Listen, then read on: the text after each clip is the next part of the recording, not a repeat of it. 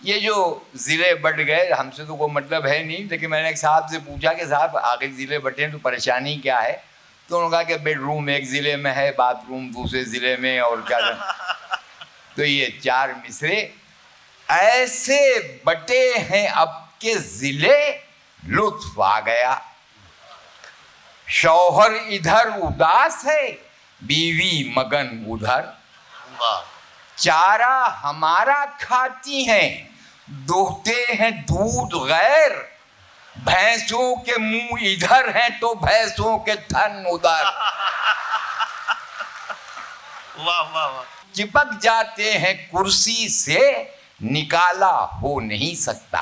वाह। दशहरा हो दिवाली हो, दिवाला हो नहीं सकता।